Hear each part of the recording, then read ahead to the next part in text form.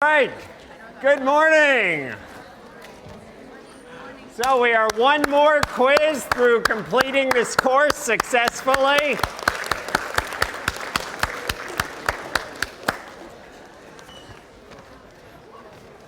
As much as I like to joke, you should fall behind early so you have longer to catch up. I know it's truly hard to keep on top of things, and one of the reasons we have these quizzes is to help, in addition to integrating the homework and the discussion sections, is to help us keep on top of the material, because 10 weeks really does go by very, very quickly. Well, today we're going to start on chapter 4 and begin discussing alkanes.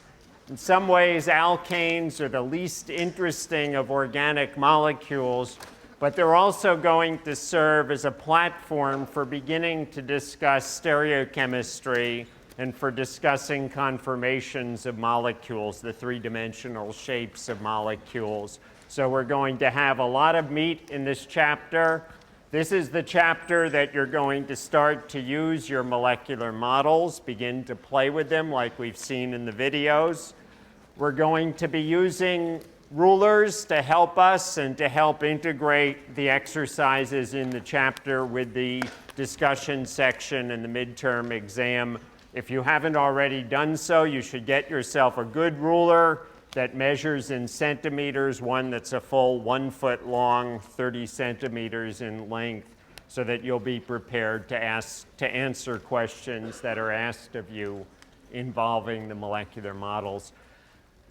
All right, well, let's begin what will be 4 lectures on the chapter on alkanes.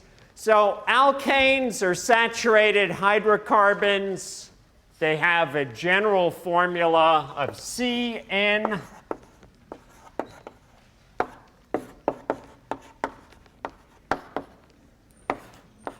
N being an integral number of carbons, H2N plus 2.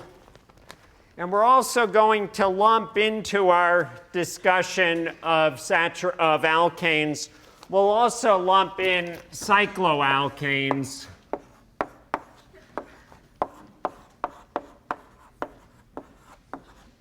These are saturated hydrocarbons with a ring in them.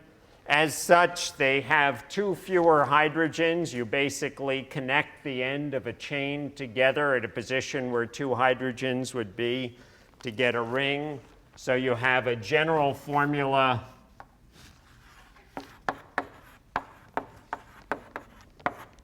CnH2n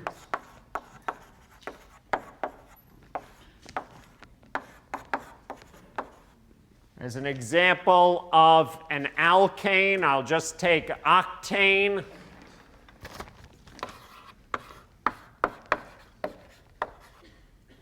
You've heard of octane before, of course, in terms of the octane number for gasoline.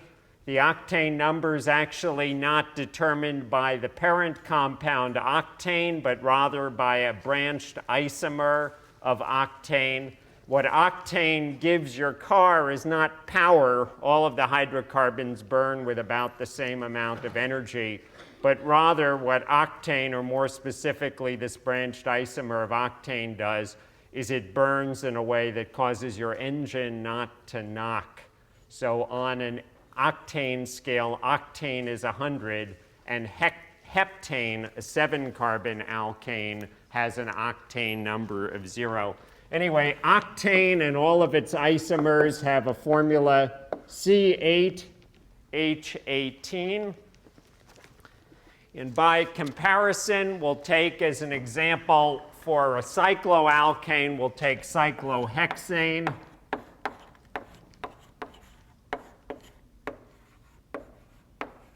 Cyclohexane is going to become a good friend of ours because it has an interesting conformation, an interesting shape with very regular properties, and this ring can be found in various steroids. Steroids, of course, are both compounds that people take illicitly for sports performance, but they're also the estrogen and androgen sex hormones. Anyway, cyclohexane itself has a formula C6H12. Hydrocarbons and alkanes in particular come from petroleum. There are vast quantities under the ground, and unfortunately, mostly they're used as fuel.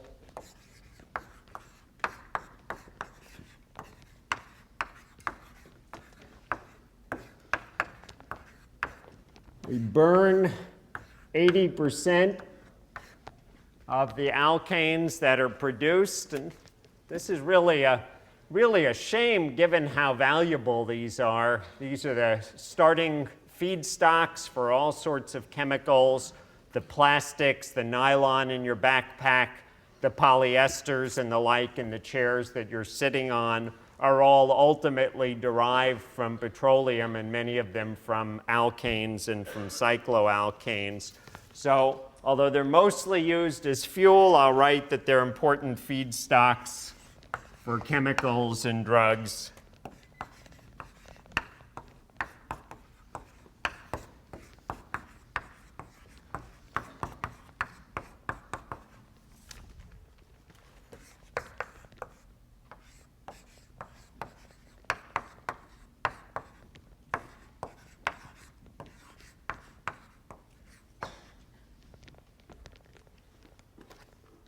Plastics as well.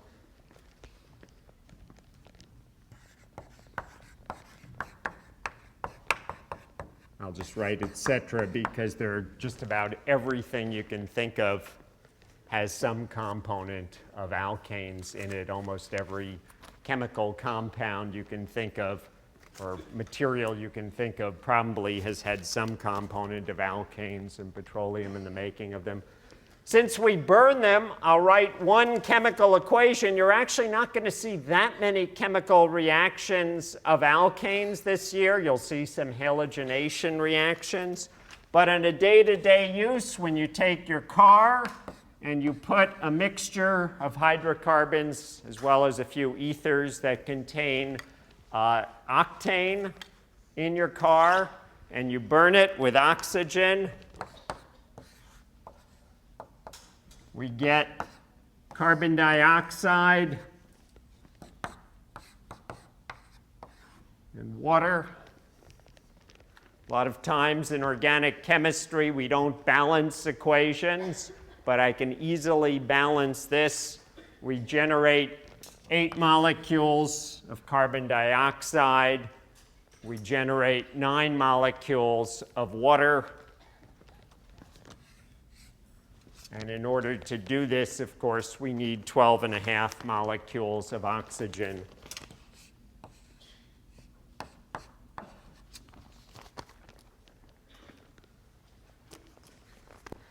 All right, I'd like to spend a few minutes, not too long, talking about the various alkanes and about the nomenclature of alkanes, that is how we name them. Also, we'll talk about the properties. Seems that any basic cultural literacy probably should know the physical and chemical properties of the first few alkanes. We've talked about methane, CH4, before. It's a gas, very low boiling gas. I think I mentioned in the past it has a boiling point of negative 162 degrees Celsius. As we move along in the chain, the series, we get ethane. I'll write out its molecular formula since we talked about CnH2n plus 2. Ethane is C2H6. In other words, it's CH3. Ethane is a gas, but it has more van der Waals interactions, so it boils at a higher temperature. The boiling point of ethane is negative 89. Moving along the series, oh, and I should write out the name here. Moving along the series, propane, C3H8, In other words, CH3, CH2, CH3. Propane's also a gas, but propane is interesting because by the time you get to propane, if you apply enough pressure at room temperature, you can liquefy it. So you can put a lot of it in a gas tank. Its boiling point is not so low. It's negative 42 degrees Celsius, which is temperatures that you get on, well, you can get access to on Earth. But what that means, the fact that you can liquefy and the fact that the boiling point isn't too low, is that it's a gas at 10 atmospheres, a liquid at 10 atmospheres.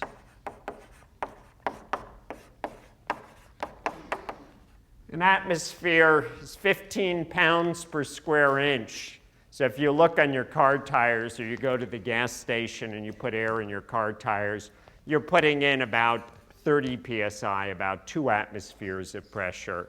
If you have a bicycle and you have racing tires on it, you may be putting in 90 psi or more, 6 atmospheres of pressure. So the pressure in a propane tank is not that much higher than you would access from a handheld bicycle pump. Continuing along the series, butane,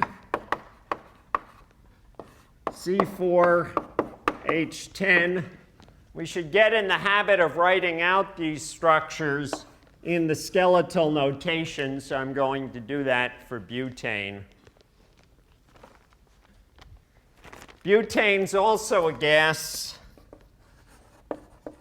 but its boiling point is negative 1 degree Celsius, so now it would liquefy in the freezer that you might have in your home or in your dorm room. Of course, if you smoke, you buy butane lighters, and you see liquid butane in those lighters. Butane is a liquid at 2 atmospheres at room temperature. So the pressure in those butane lighters is the same as the pressure in your car tires. If we continue along the series of alkanes, pentane, C5H12. Now pentane's a liquid. It's a low boiling liquid. So we've gone from a gas to a liquid and adding 1 carbon, but its boiling point is just 36 degrees. So if I were to take a few ounces of pentane and spill it on the floor here, it would evaporate in just about no time. Not only is the boiling point low, but because we just have van der Waals forces between the molecules, the heat of vaporization is low. That means it doesn't take a lot of energy to boil an ounce of it and turn it to gas. It takes a lot more energy to boil an ounce of water and to turn it to gas because the molecules stick together.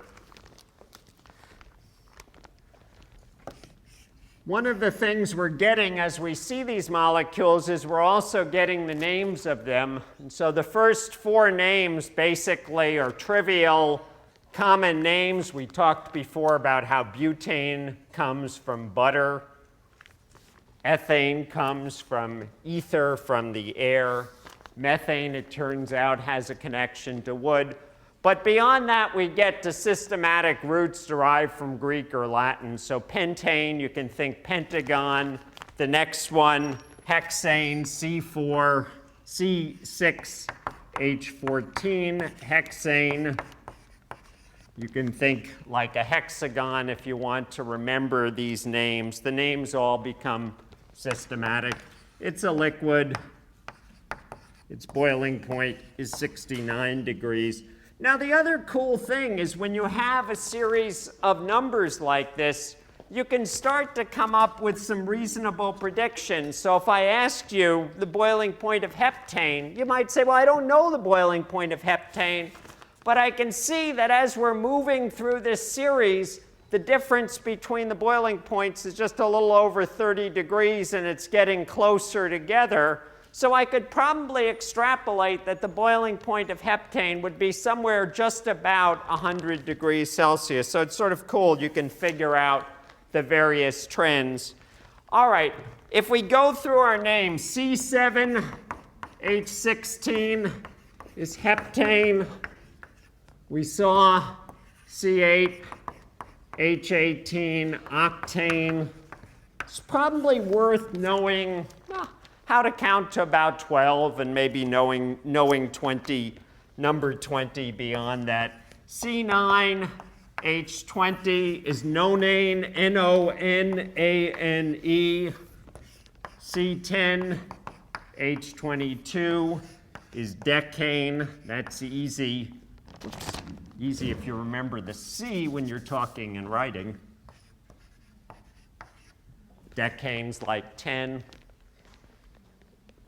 C11, I'll just give you two more and then I'll give you number 20. C11H24 is undecane. And so you see the principle becomes we're going to add a prefix to specify that it's one more than decane. C12H26 is dodecane.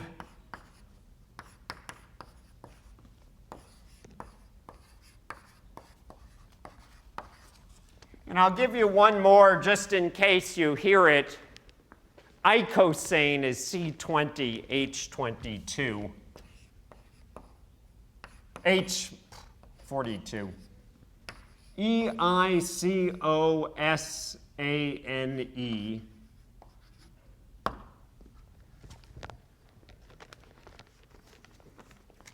And a couple of things that I should add. So our alkanes up through C17 are liquids. They're light liquids. So let me jot this down over here. So C5H12 pentane through heptadecane.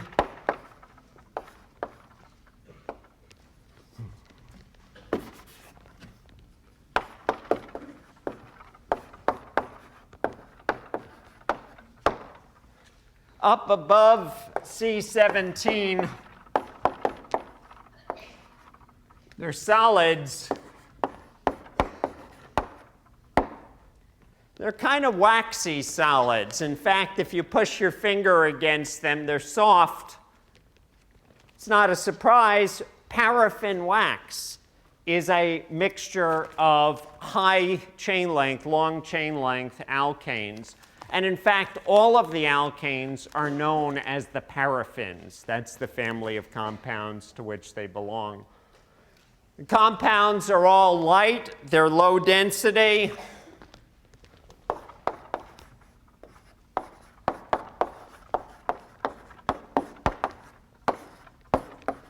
Less than a gram per mil.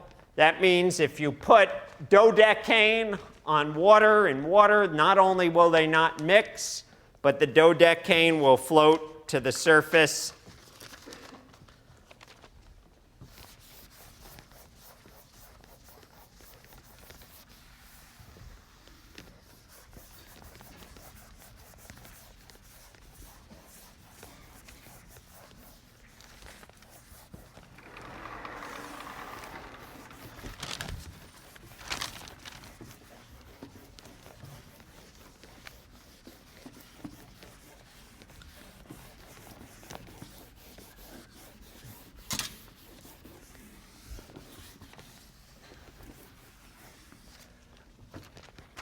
All right, one of the things that alkanes give us a chance to do is to introduce ourselves to the concept of isomers.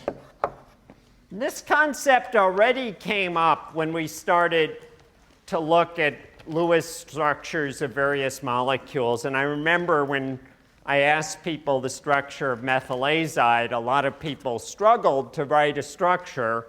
And some people came up with a Lewis structure, but it wasn't methylazide. And this was the first chance we got to see that there can be different covalent connectivities of atoms, different what we call constitutional isomers.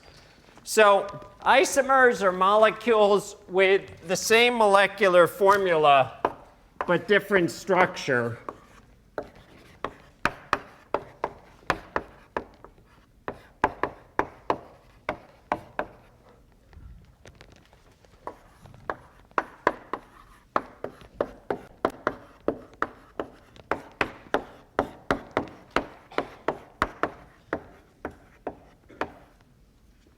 And there are two main classes of isomers. One is constitutional isomers.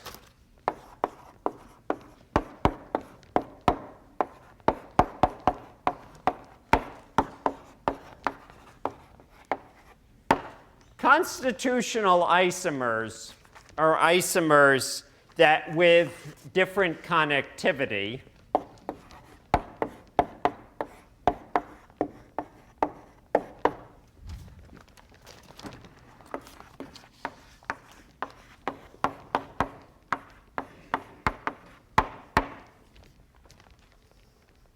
We've already seen some examples, but I'm going to take us through a little bit of systematic thinking. The other ones that are a little harder to understand, and we'll get to them in just a couple of lectures, are stereoisomers.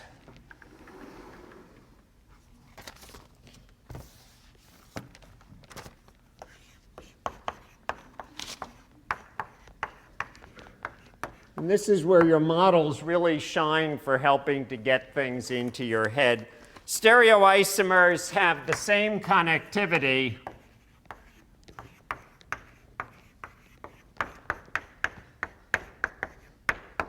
but a different three-dimensional structure.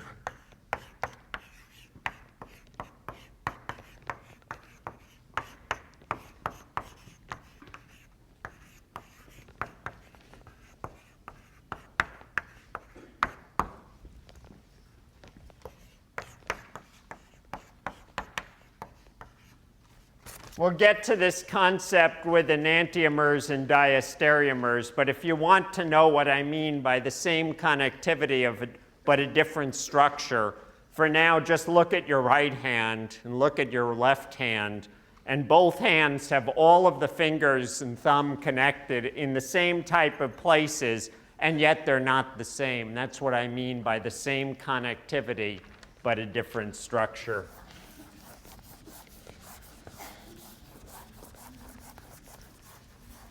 We'll also see something that would be like with your fingers pointing in different direction, and that's a type of stereoisomer called a diastereomer. What you're seeing for your hands are a type of stereoisomer called an enantiomer.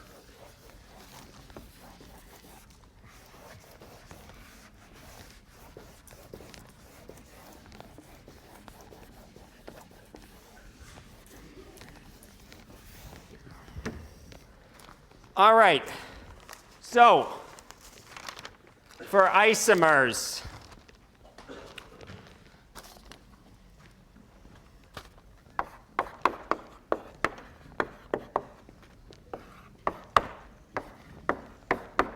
let's start with the isomers of butane and pentane, and then we'll talk about some other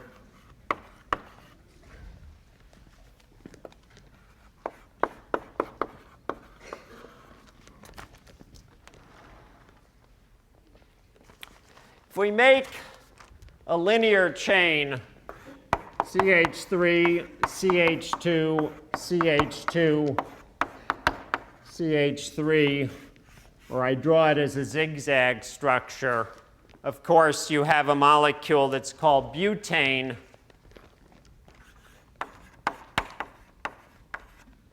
You'll sometimes see it referred to as N-butane. N is a prefix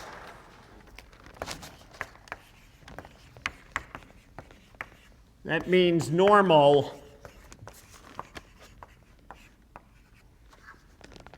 And so N-butane is just a way of saying, yeah, I mean butane, not any isomer of it. I mean the straight chain compound. For contrast, let me give you the one isomer of butane, CH3, CH, CH3, with a methyl group off of the CH group, off of the what we call a methine group. So if I want to write this out in shorthand, I'll just write it like this. This isomer is not surprisingly called isobutane. Since it's the only isomer of butane, we know what we're talking about when you'd say isobutane. These types of names are what we call common names. I've mentioned them before. The more systematic name says, oh, this molecule has a 3-carbon chain, so it is a derivative of propane. We would call it 2-methylpropane.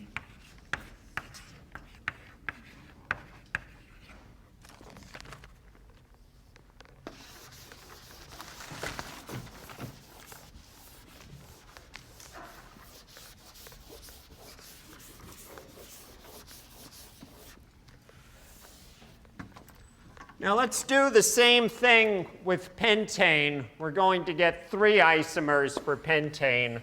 I'll write them out in shorthand. And what I want to get us used to is the thought process for generating different isomers. So pentane has 3 isomers, and the way I think about it is to say, okay, we have pentane here, or N-pentane. If I imagine taking off one methyl group, so I'm going to permute systematically through all the different possibilities. If I took off one methyl group and I wanted to put it somewhere, where could I put it? Well, I could put it here, or I could put it here. No matter where I put it, I get the same one. I get the same molecule. This molecule is called isopentane. Systematically, it would be 2-methylbutane. And if you continue to think, well, I can't take off an ethyl group and do anything, because if I take off an ethyl group, that's just going to get me back to isopentane if I reconnect it. But if I take off another methyl group, in other words, cut our chain down from 5 to 4, and then from 4 to 3, the only place I can put the methyl group to get something unique is this molecule. We've seen this molecule before. It's called neopentane. And its systematic name, as I've written before, is 2,2-dimethylpropane.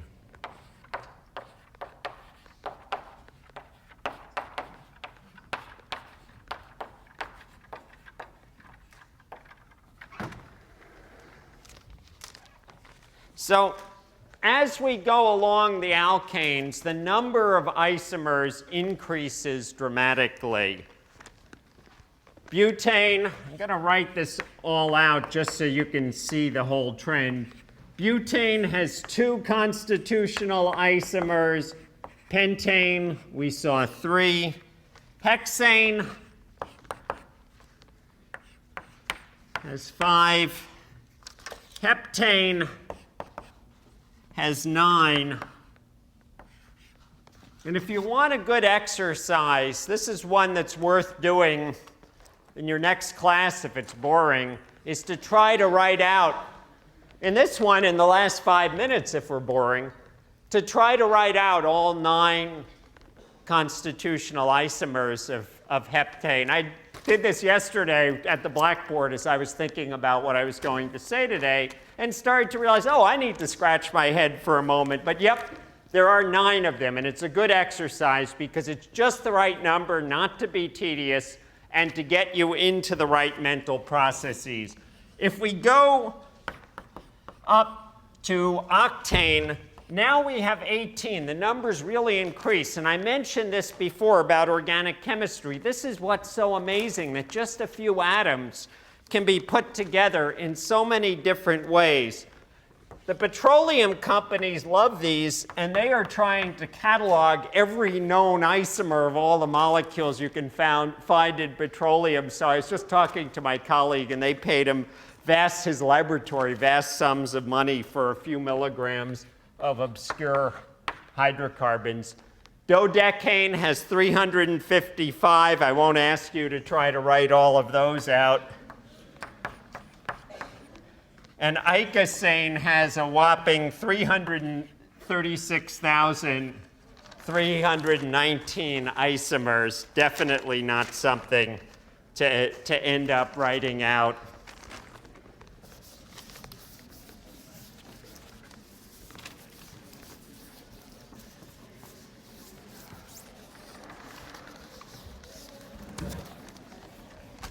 So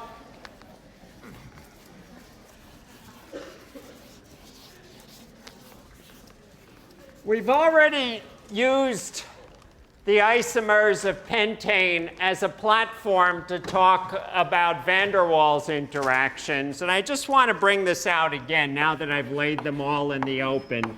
Pentane, I said, has a boiling point of 36 degrees.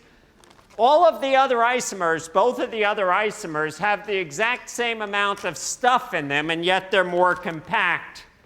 And as a result, you get fewer van der Waals interactions. Isopentane has a boiling point of 30 degrees. Neopentane, a boiling point of 9 degrees. So this is just an illustration of the concept that we had before. All right, I want to take a last moment to talk about describing the various carbons and hydrogen atoms. And let me take as an example isopentane, 2-methylbutane, as an example so that we can start to see what chemists refer to for the types of groups and hydrogens and carbons in the molecule. So here's our isopentane. I'm going to write it out explicitly.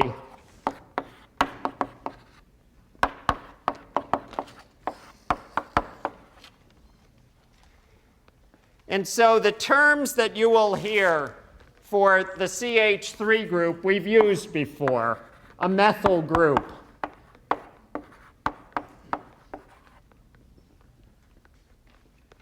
The CH2 group we refer to as a methylene group.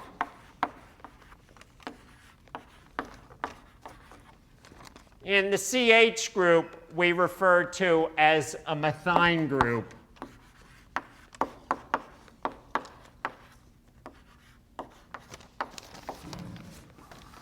These types of names are not just nomenclature. They also give sense and structure to the molecules and lend sense to the reactivity of the molecules.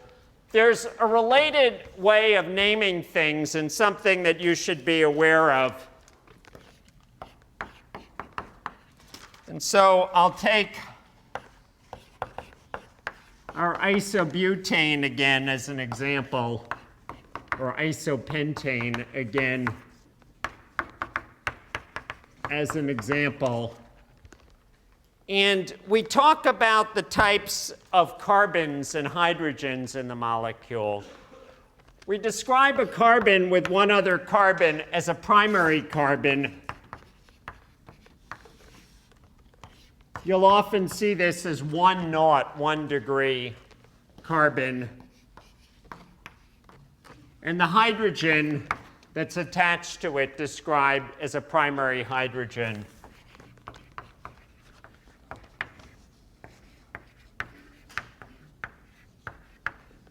This type of distinction is important because primary hydrogens and secondary hydrogens and tertiary hydrogens have different reactivity. Carbon with 2 carbons attached is a secondary carbon. So again, we'll use 2-naught as the abbreviation, carbon. And in turn, the hydrogen is a secondary hydrogen.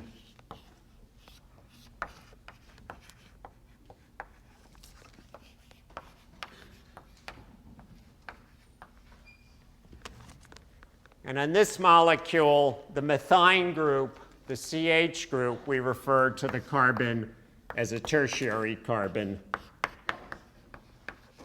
So I'll use 3 naught. And the hydrogen as a tertiary hydrogen.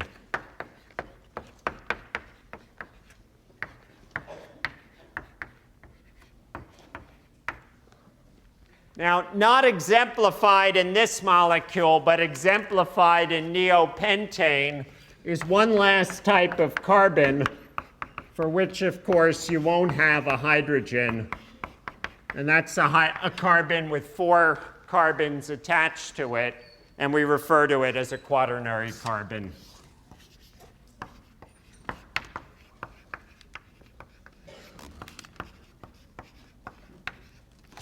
All right, well, that is what I would like to say about alkanes for today. Tomorrow on Wednesday, we're going to pick up with some systematic nomenclature, and then we'll move on to some other aspects of alkanes.